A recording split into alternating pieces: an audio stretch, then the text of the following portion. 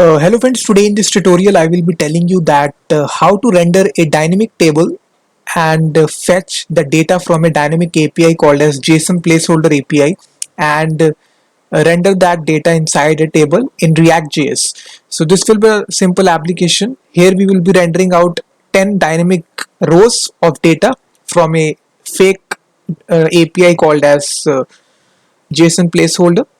So if you search for this API on Google, you will find out. So type on Google JSON placeholder. The very first result which comes in, this is a fake online REST API for developers. So you can test this API for development purpose. So we will be using this endpoint which is /user. So basically it will return, this is a response. You can see 10 users will be returned to us. This is a data, and this data we are rendering out inside a table inside React.js. So this will be a simple application. No external dependency is used to render out this table. So step by step process I will tell you. All the source code of this application I have given in the video description. You can go to my blog here, and all the source code is given. So click on the copy option to copy paste the code. You can follow along with the video. So go to the video description and go to this blog. So now in order to build this, I am using a online IDE which is codesandbox.io. So this is a website. So you need to log in with your GitHub account, and then you can create any sort of code sandbox, React.js, Vue.js, AngularJS, all the technologies are there, and also Node.js. So let's start building this application. Let me just zoom in.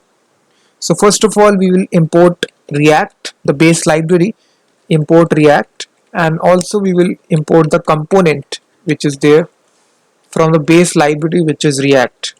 So after importing these things, we will make a simple component. We can just name this component as a table, which will extend the base component class like this.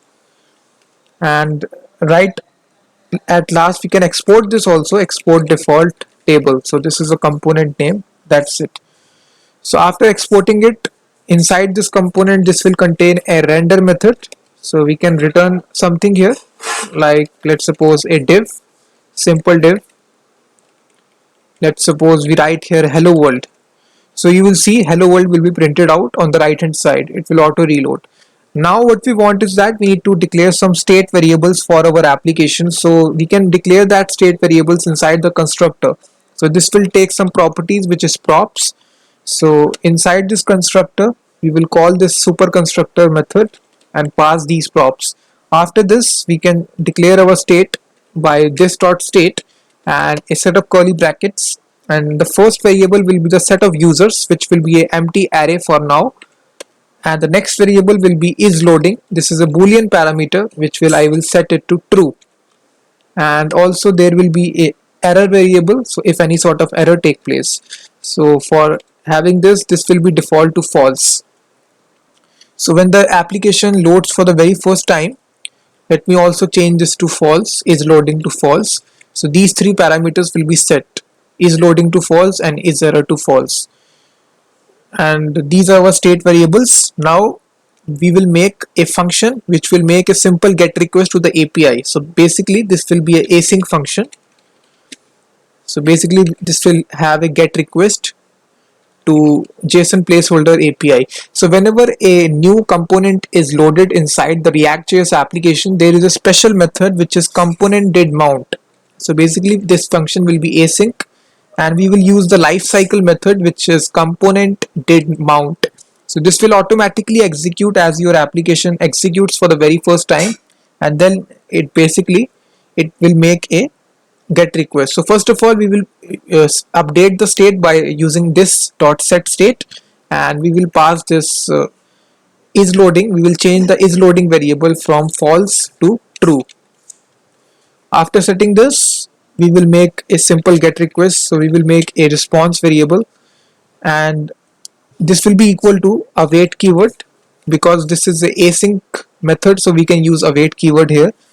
And we will make use of fetch here. So we will make a simple fetch call to the API address here. So this will be https www, sorry, this address is different, not www, JSON placeholder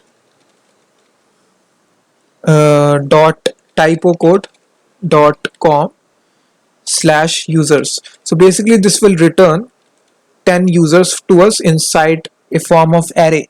So basically if I just console log it, let's suppose if I want to see what is contained inside it, so you will see if I refresh here, you will see inside the console this will return me. If I just see here, you will see a response here. If I expand this, you will see this is an object. So basically this is an array here which will be there. So we need to convert this object to JSON, so we can use the .json method to convert to JSON.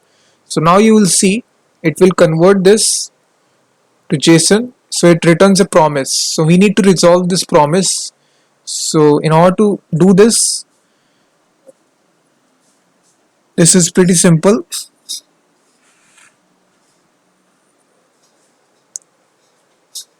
I think we first of all need to check inside this if condition. After doing this, we need to check that if response dot, there is a property inside is which is okay. So if the response is okay, then in that case we need to make a new variable which is users, and inside this we need to use the again await keyword which is there inside async functions, and we need to convert this response to JSON. Now we can console log and we can check the users. So you will see if I check the console, you will see 10 objects will be returned to us. This is the array of object. Each object has its own ID, name, username, email, address. You will see phone number, website, company. So all this information we will be rendering out on a table. So after console logging it, what we want is that we need to also update the state. So again we will use this.setState method, and now we will update our users variable, and we will pass users to users. You can just write like this, or you can just write like this. And also we will update this is loading to false. That's it. And now inside the else condition, if the response is not okay, in that case we need to set the error variable like this is error to true, and also we need to change the is loading to also false. That's it. So now we just need to render out this data inside a table. So now inside this render method, what we can do is that we can make some custom functions. So right here, first of all, we need to get our state variable. So we can just use const here, and we can use destructuring is equal to this.state. And from the state, we need to grab three variables, which is users dot is loading and is error, like this. So now we have grabbed all the three variables of the state from the state. And now first of all, we will check that inside this if condition, that if is loading is set to true, in that case we need to return a div which will say that it is loading dot dot dot, close the div tag like this. And now we need to also check for any sort of error. Is error, if error is set to true, then in that case we need to return out a div which will tell that some kind of error is there. So we can say error dot dot dot dot dot, and if no error is taking place, then in that case we can return out our response here. So instead of returning hello world, we can loop through the objects, and we will make use of a map method. So first of all, we will check here inside this condition. So we can just close this. First of all, we need to check a condition which is users is our array here, and we need to check for the length here, length property. So if the length is greater than 0, in that case only we need to loop it. So we will use the question mark here. This is a ternary operator. So if it is true, then we will execute this condition. If it is not true, put a colon, we will execute this condition. And inside this condition we will return out a div here, which is simply we will say inside this we can say no users. That's it. and if some users are there, then in that case we need to loop through them. So we can just make a simply table tag. So inside this table tag we can have table head. Inside table head we can have table row, and for rendering out all the table headings we can make a custom function which will be we will invoke here, which is this dot render table header. So call this function. So we will make this function, you can see it is not defined, so we will make this function. And also inside our table body tag we will make a simple function to render out all the rows of the table. So inside the table body we will invoke one other function, which is this dot render table rows.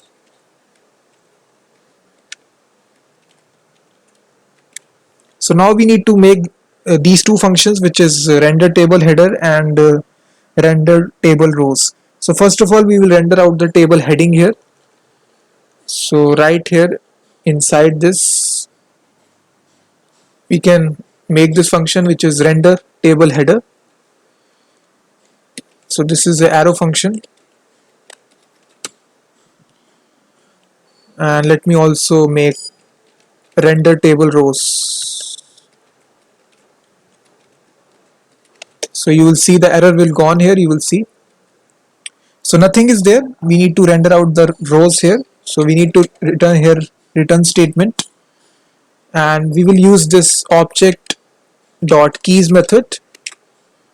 And for having the headings we only need the first object. For getting the first object we can use this dot state dot users, and we will only use the first object here. So square bracket 0, this will get the very first object, and we will use the map method here in order to loop through all the values. So inside this map we will have this attribute here. So this will have this arrow function.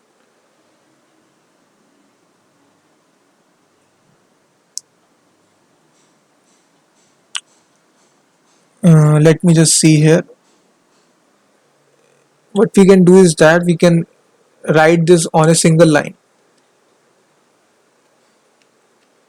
So attribute, so we can make a th tag here, which is, let me also close this th tag. Th stands for table heading. So inside this table heading what we want is that we also need to provide a key parameter, which is very much required in map function. So key will be equal to attribute. Let me put it inside a new line so you can see. After getting the key we also need to just say here we need to provide a label. So inside a set of curly brackets we can use attribute, and we can change this to uppercase by using this function to uppercase. This is a built-in function. So now you will see it will print all the headings which is there inside this response, which is ID, name, username, email address, phone number, website and company. So you will see. So now we are looping through and printing all the table headings. Now we need to go to this function, second function, which is render table rows, and we need to render each heading here, each table row. So first of all we need to extract these variables once again. Let me just see. Just delete it. We need to return a return statement, sorry, return.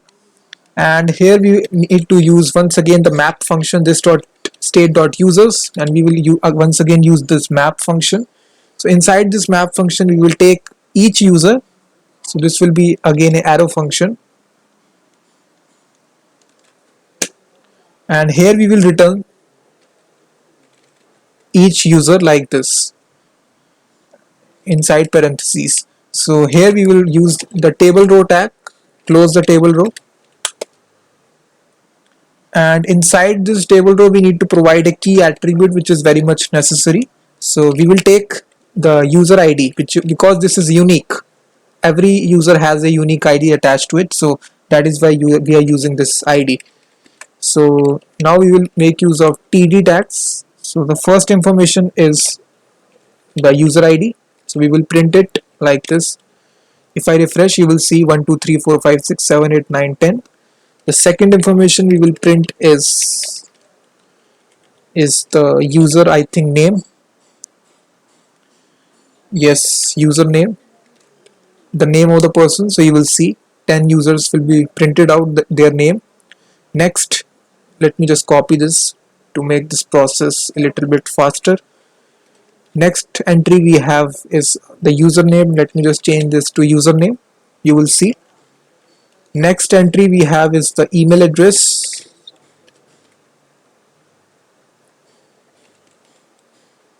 You can see email address are printed. Next we have this address. So address is little bit different. We need to format this. Let me just show you how to do this. Close this td. So inside this td, on multiple lines, we need to have a set of curly brackets, and we will use the backtick symbol, and here we will use this dollar, a set of curly brackets, syntax user dot address dot street, the street number,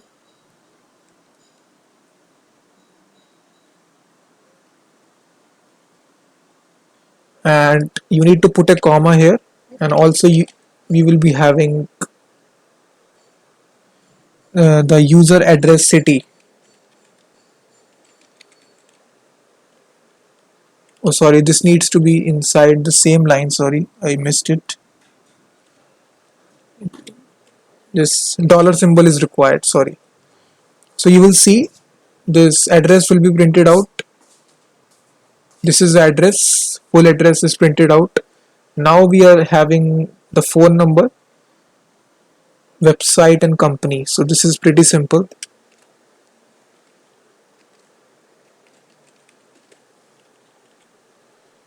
So this is phone number will be user.phone. So if I show you, phone number is printed out, and then the website and company. So let me just paste it two more times, and let me just change this to website, and lastly company.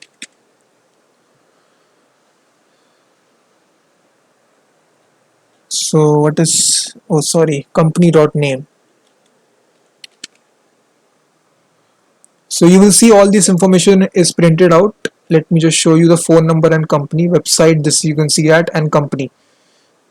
So in this way you can fetch dynamic data and print it inside a table from scratch in React.js. So for the API we are using JSON placeholder. You can take any API of your choice, make a get request, and then you can just loop through using the map function, which I have shown you step by step.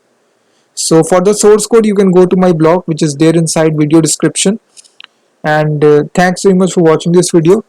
Please like the video, subscribe the channel, and I will be seeing you next tutorial.